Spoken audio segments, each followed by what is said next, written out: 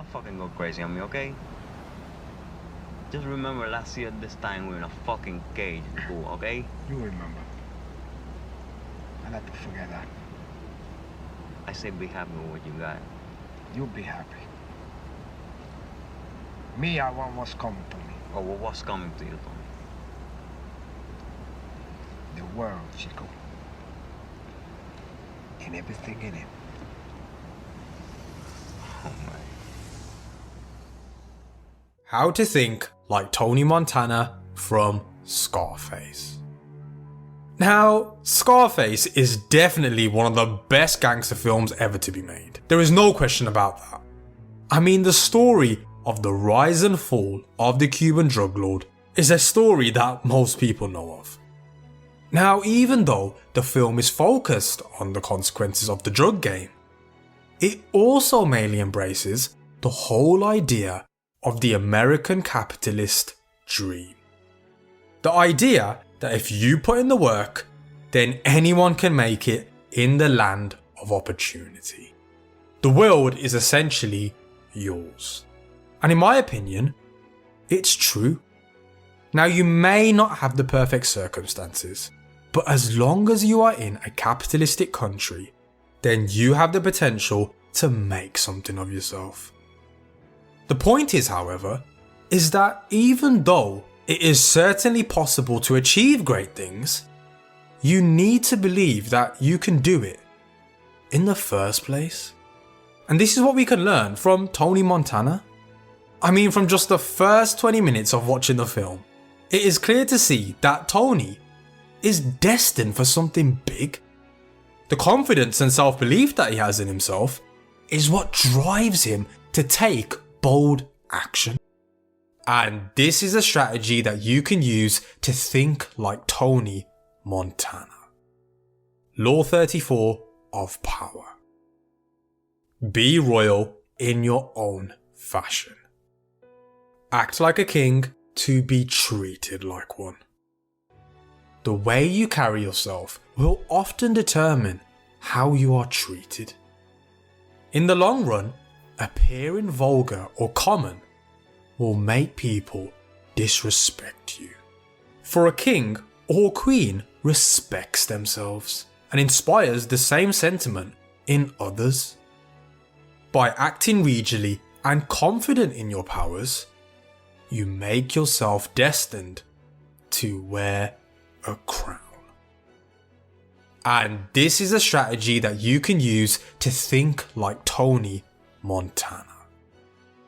I mean, take a look at this scene right here, where Tony first meets Omar Suarez for a job, where Omar tries to offload him with a back-breaking labour job for just $500, which Tony takes as disrespect. Yeah? What do we gotta do? Got on load of both. Marijuana, 25 tons. You get 500 each. 500? Eh? That's great, eh? You gotta be kidding. 500? Who do you think we are, baggage handlers? The going rate on a boat is 1,000 a night, man. You know that. First, you gotta work your way up to 500, querido. Okay, what I did for you guys in Freedom Town, what was that? That rib banger hit was a game of dominoes or Man, what? that was something Shut else, up, man. shut up, man. Take it easy. What's with this dishwasher, Chico? Don't you think we could have got some other space cadet to hit Rebecca cheaper, to $50? Then why didn't you, man? Don't be calling me no fucking dishwasher. I'll kick your fucking monkey ass all over the fucking... You're not gonna do that to nobody. Tony makes it clear to Omar that he isn't no fucking baggage handler, establishing from the get-go that he isn't just some pushover. This may seem arrogant on Tony's part, but he makes it clear to Omar that he isn't just some poor refugee that can be treated like a dog. He's someone that is capable of a lot more than just unloading a boat full of drugs. He makes a bold demand of something more challenging, and Omar gives it to him. Okay. Hey, all right, big man. You want to make some big bucks. Let's see how tough you are. You know something about cocaine? Dígame.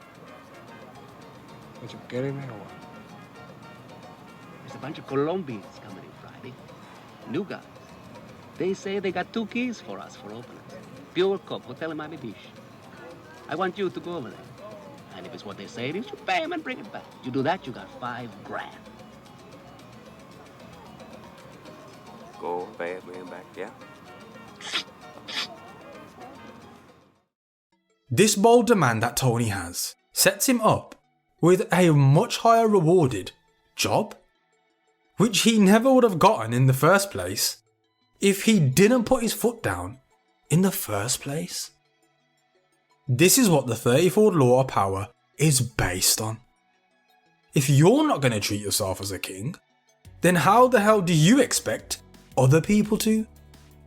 Throughout the film, we can see how Tony demonstrates this self-belief and confidence in himself time and time again, and is what allows him to rise quickly through the ranks. This strategy of being royal in his own fashion actually saves his life in this scene where Alexander Sosa asks him about being a potential informant. Hey, Sosa. Let's get this straight now. I never fucked anybody over in my life. Didn't have it coming to me. You got that? All I have in this world is my balls and my word. And I don't break them for no one. Do you understand? That piece of shit up there, I never liked him. I never trusted him. For all I know, he had me set up and had my friend Angel Fernandez killed. But that's history. I hear he's not. Do you want to go on with me? To say it. You don't? Then you make a move. This one scene elevates Tony into a very high position of power, where Sosa is able to see him as an equal, not as just some worker that is below him. Because of Tony having such audacity and boldness, this makes Sosa feel comfortable to do business with a man who is so confident in his ability. Now, Tony is far from perfect, and I wouldn't advise anyone to be exactly like him, as we all know how it ends for him in the end. Go ahead, take your fucking bullet! You think you got me with bullet? Go ahead, your fucking bullet! Go ahead!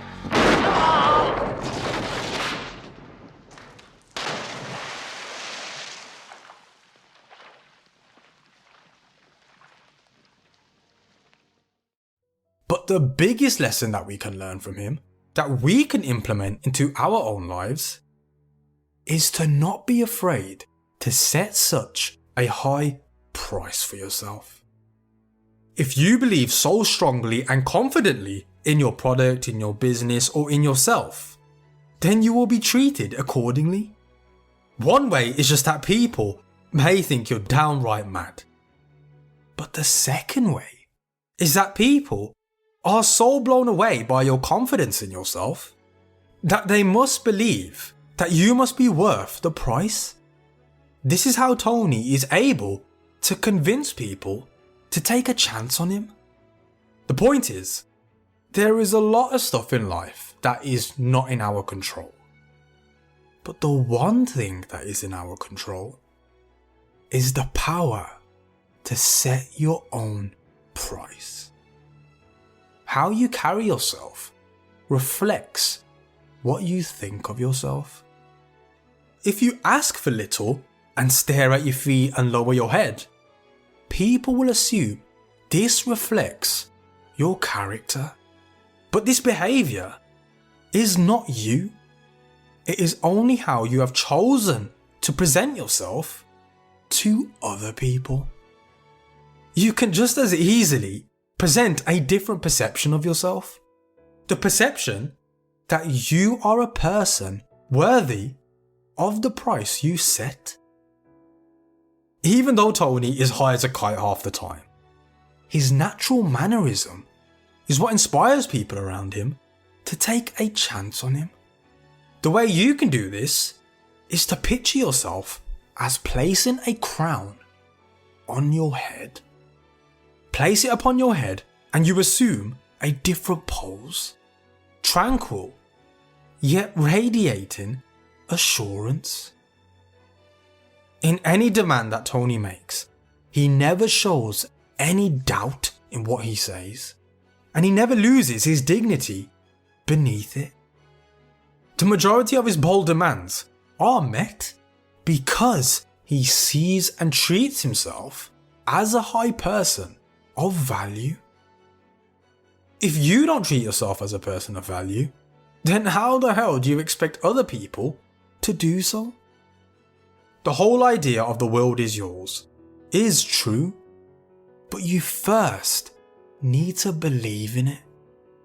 You first need to believe that you are destined for great things.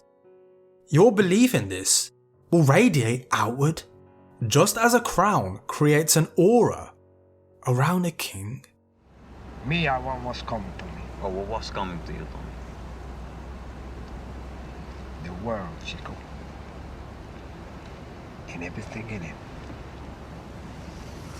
Oh, man. This outward radiance is what will infect people around you, who will think that you must have some solid reasons to feel so confident. Hence, they will be more than willing to work with you. They would be more than willing to accept your demands. If you act like a king, you can expect to be treated like one. People who wear the crown feel no inner sense of the limits to what they can achieve.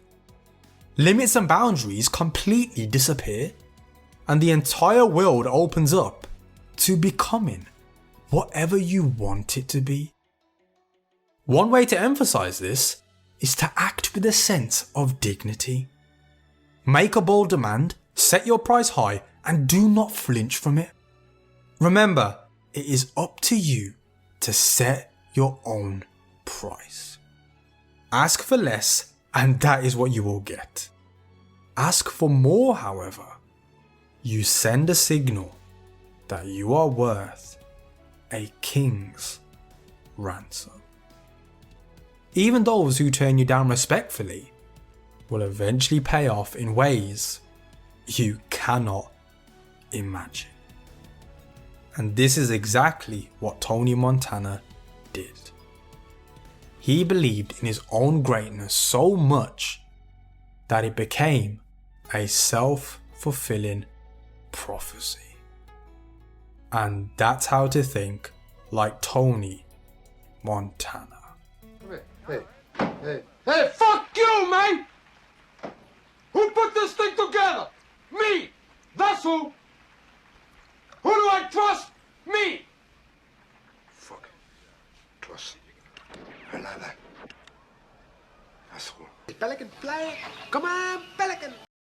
Now, of course, you don't want to take this strategy too far, where you just end up isolating people and develop a bad reputation of being a pure bullshitter. The key is to truly be confident in what you say, and most importantly, is to be able to deliver on whatever you say. Now, this video has touched on the rise of Tony Montana, but what I want to know is if you'd be interested in a video regarding his downfall and what you can learn from it to avoid that type of situation. So let me know in the comments of what your thoughts are about Tony Montana, and let me know who you would like to see next. And if you are new to the channel, welcome to the channel, and to all our loyal subscribers, we are glad you are here. We do some of the best character breakdowns on the whole of YouTube, and we aim to produce at least one high quality animated video per week. So make sure you subscribe so you don't miss out on any golden knowledge. I'll see you soon.